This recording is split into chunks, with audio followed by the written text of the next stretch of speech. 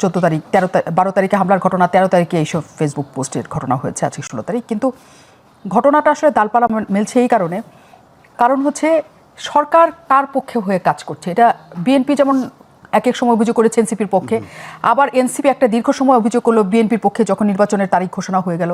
একটা দীর্ঘ সময় বলা হচ্ছে না জামাতের পক্ষে। এবং এই ধরনের ঘটনাগুলি ঘটে যাচ্ছে, বিশেষ করে এনসিপির এই ধরনের অভিযোগ করাটা, মানে আপনার কি মনে হয় যে শুধু দূরত্বের কারণে এত মারাত্মক অভিযোগ, নাকি অন্য কিছু ঘটেছে আসলে এই পুরো ঘটনার মধ্যে? রিয়াকশনটা এত তীব্র হলো কেন এনসিপির নাহিদ ইসলামের, আমি এটা বুঝলাম না। তারা তো ফেসবুক পোস্টে দিল, কিন্তু দলগতভাবে কিন্তু কোনো প্রতিবাদ করেনি বা তাদের বক্তব্য দেয়নি। আর যেটা ঘটছে লন্ডনে, সেটা লন্ডন হাই কমিশন কিন্তু একটা বক্তব্য দিচ্ছে। তারা বলছে যে ডিম ছুড়ছে 18 জন ছিল আওয়ামী লীগের, সেটা খালি গাড়িতে পড়ছে, মাহফুজ আলম ওই গাড়িতে ছিল না। তারপর প্রোটেস্ট তারা করছে।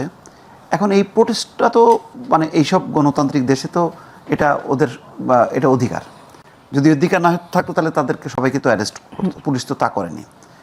ডিম ছুঁড়ে মারলে বা এমনকি ধাক্কাধাক্কি করাটাও এটাকে ওরা মনে করে এটা প্রোটেস্টের অংশ, এটা অভ্যস্ত তারা। তো সুতরাং এত তীব্রভাবে এখানে প্রাণহানির ঘটনা কি বা আমি এটা বুঝলাম না। ঘটনাটা দেশের বাইরে বলে আমাদের খারাপ লাগছে, কিন্তু আমার একটা উল্টো প্রশ্নও আছে যে যেহেতু নাহিদ ইসলাম ওন করছে মাহফুজ আলমকে, তাহলে এনসিপির ইয়েরা কই, নেতাকর্মীরা ছিল না কেন? আমরা তো এখানে যদি বিএনপির কোনো নেতার যায়, মানে মন্ত্রী বা নেতা বা জামাতের বা আওয়ামী লীগের, আমরা দেখি তাদের দলের নেতাকর্মীরা থাকে, পাল্টাপাল্টি থাকে। তো এখানে থাকলো না কেন? এখন সরকার তো সরকারি, তার তো আর কোনো লোকবল নিয়ে তো সে আর জমায়েত করতে পারে না। আর এই ধরনের প্রোটেস্ট হবে, এটা আসিফ নজরুলও করছে, আরও খারাপভাবেই দেখা গেছে তাকে অবস্থ করতে। এটাকে মেনে নেওয়াটা ভালো। এটা একটা, আমি যেটা মনে করি নাহিদ ইসলাম অনেকটা হতাশা থেকে আসছে। তাদের একটা ছিল যে তারা আগে সরকারি দল ছিল, এখন বোধহয় সরকারের কাছে তারা অপ্রাসঙ্গিক হয়ে, সরকার মনে করছে না যে এই দলটা দাঁড়াইতে পারবে শেষ পর্যন্ত। এবং দেখেন প্রতিদিনই মানে পদত্যাগের একটা হিড়িক পড়ছে। আজকে একজন দেখলাম রাজশাহীর কি শামীমা নামের জয়েন্ট সেক্রেটারি, দিন অবসরপ্রাপ্ত 2 জন সেনা কর্মকর্তা, এভাবে হচ্ছে। কিন্তু তো দলটা যখন কি এইভাবে পতনমুখ, যখন কি সরকারও মনে করতেছে এটা আর ফ্যাক্টর না, সরকার এখন নজর দিচ্ছে বিএনপি জামাতের দিকে, যে এই দুইটা দলের মধ্যে যদি সমঝোতা হয় তাহলে নির্বাচনটা। এখন সরকার মনে হচ্ছে আপ্রাণ, যে বিএনপি আগে দাবি করতো ডিসেম্বর মাসে, এখন হয়তো সরকার মনে মনে চাইছে যে তারা এই ডিসেম্বরই যদি থাকতো তাহলে মনে ভালো হতো, তারা কেন ফেব্রুয়ারিতে চলে গেল।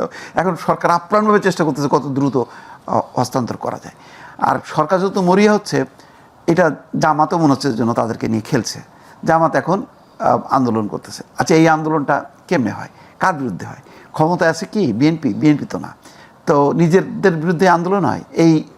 তারা দাবি করে যে যারা বৈষম্য মানে নেতৃত্ব দিছে তারা আসলে তো শিবির মানে জামাতের, তাহলে তাদেরই তো সরকার, তাহলে তাদের সরকারের বিরুদ্ধে তারাই আন্দোলন করতেছে। এটা কি ধরনের? তো পৃথিবীতে এরকম কোনোদিনও হয়নি যে কোনো তত্ত্বাবধায়ক সরকারের বিরুদ্ধে আন্দোলন হয়েছে, অতীতে হয়নি, বা নির্দলীয় সরকারের বিরুদ্ধে আন্দোলন হয়েছে, তাও হয়নি। এটা যদি যেমন মঈনুদ্দিন সরকার তো আর সবার সমর্থিত সরকার না, এটা তো তারা কৌশলে একটা সরকার করছে। সুতরাং এখানে আন্দোলন হয়েছে বা টুকিটাকি, কিন্তু এটা তো একেবারে সবাই মানে বিএনপি জামাতের সরকার, ফলে বিএনপিও যেমন আন্দোলন করতে পারে না নীতিগতভাবে, জামাতও পারে না, কিন্তু জামাত করছে। তাহলে জামাত মনে হচ্ছে যেন বিএনপি ক্ষমতায় আছে, সুতরাং তারা আন্দোলন স্টার্ট করলো। আর বিএনপিও করছে না, এইভাবে তো আলোচনার চলার সময় এই ধরনের মানে আন্দোলনটা যৌক্তিক না। মানে সরকারি দল যেভাবে বলে সরকার ক্ষমতায় থেকে যে আলোচনা তো শেষ হয়নি, শেষ পর্যন্ত অপেক্ষা করো। তো এটা একটা কিম্ভূত কিমাকার পরিস্থিতি, একটা জটিল একটা অবস্থা। এই আন্দোলনে আবার প্রথমে মনে হচ্ছিল গণতান্ত্রিক দলগুলো আছে, ইসলামী দলগুলো আছে।